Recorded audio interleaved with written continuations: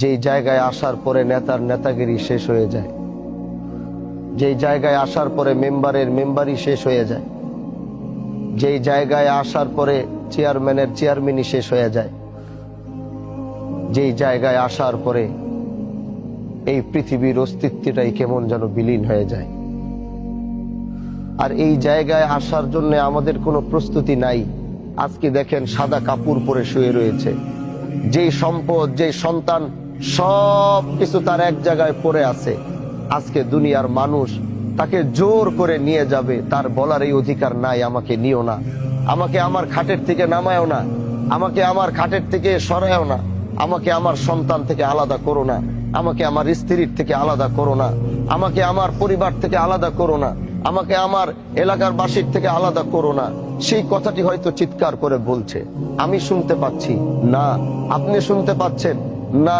সে বুঝতেছে তাকে শেষ বিদায় দিচ্ছে, সে এখনো বুঝতেছে সে খাটিয়ায় শুয়ে আছে, এখন তার বিশ্বাস এখনো হচ্ছে না সে মারা গেছে। সে এখনো মনে করছে যে আমি স্বপ্নের ভিতরে দেখছি, একটু পরে আমার ঘুম ভাঙলে দেখব আমি আমার ঘরের ভিতরে বসে আছি। তাকে যখন একটু পরে কবরে রাখা হবে, এই কবরে যখন তাকে রাখার পরে একটু পরে যখন কবর থেকে তার সন্তান, তার আত্মীয় স্বজনরা লাফ দিয়ে উঠে যাবে, তখনও সে মনে করবে আমি স্বপ্ন দেখছি। কারণ মাঝে মাঝে এমন এক স্বপ্ন আসে, ওই স্বপ্নের মধ্যে মনে হয় আমি মরে গেছি। হুট করে ঘুম ভাঙার পরে মনে হয় যে না, আমি মরি নাই, আমি জীবিত আছি, আমি বেঁচে আছি। তিনি এখনো লাশের খাটিয়ায় সাদা কাপড় পরে শোয়া। সে দেখছে এলাকার সবাই তার জানা যায়, কিন্তু সে মনে করছে না, আমি বেঁচে আছি, ঘুম ভাঙবে তো দেখবো আমি দুনিয়ার সামনে। আজকে তাকে কবরে রেখে যখন কবর থেকে উঠা হবে, তখনও সে মনে করবে আমি জীবিত আছি, একটু পর আমার ঘুম ভাঙবে, দেখবো আমি দুনিয়াতে আছি। একটু পর ওই কবরের ভিতরে বাঁশ কাটা হয়েছে, বাঁশগুলো ওখানে রেডি, ওখানে হোগলার পাতা রাখা হয়েছে, হোগলা রাখা হয়েছে। একটু পরে বাঁশগুলো লাগানো শুরু করবে।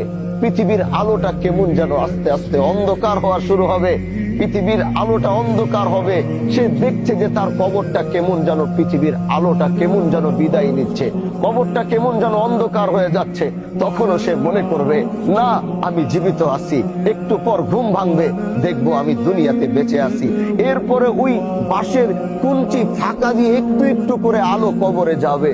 দুনিয়ার মানুষ এতই নিষ্ঠুর, ওই আলোটুকু তার কবরে না যেতে যেন পারে, এজন্য উপরে কেউ কলা পাতা দিবে, না হয় কেউ হোগলা দিবে।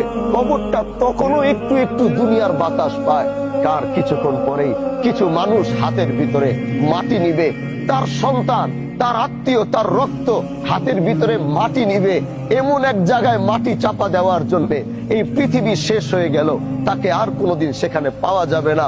অথচ সেই সন্তান, সেই পরিবারের জন্য সে কতটুকু করেছে, সেই এলাকার মানুষের জন্য কতটুকু করেছে। আজকে সবাই তাকে এমন জায়গায় যেতে বাধ্য করছে, হাতের ভিতরে মাটি নিয়ে বলবে মিনহা খলাকনাকুম ওয়া ফিহা নুঈদুকুম ওয়া মিনহা নুখরিজুকুম তারাতান উখরা। মাটিটা ফেলবে, তারপরে কিছু মানুষ এই কবরটাকে সুন্দর করে সাজাবে। একটু পর সন্তান সন্তানের দিকে হাঁটবে, আত্মীয় স্বজন আত্মীয় স্বজনের দিকে হাঁটবে। একটু পরে গোরস্থানটা খালি হবে, তখনই কিছু ফেরেশতা আসবে তার কবরে। তিনি ঘুম থেকে তখন জাগবে, জেগে তিনি বসবে। তার ঘুমটা তখন ভাঙার পরে সে বুঝতে পারবে না, আমি তো সত্যি মারা গেছি, আমি তো সত্যি ইন্তেকাল করছি।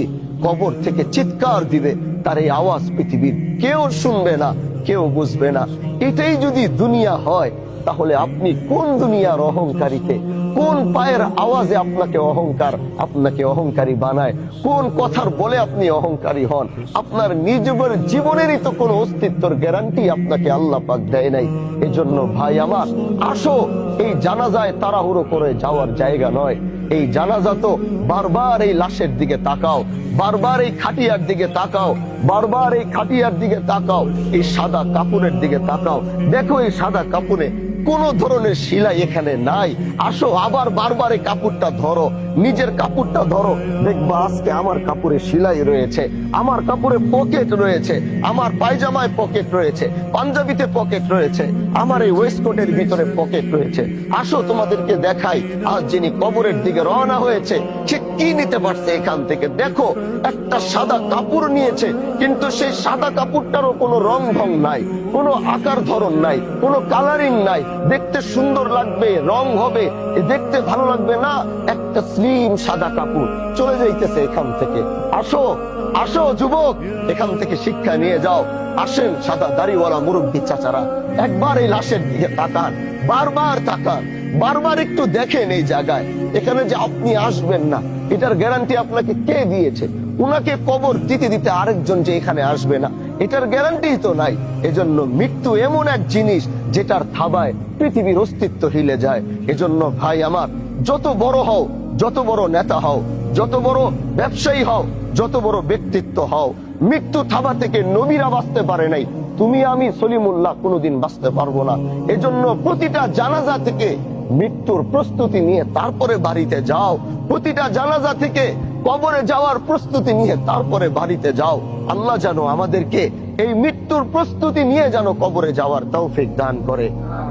ভাই আমার, মনটা নরম করে ফেলেন, দিলটা নরম করেন।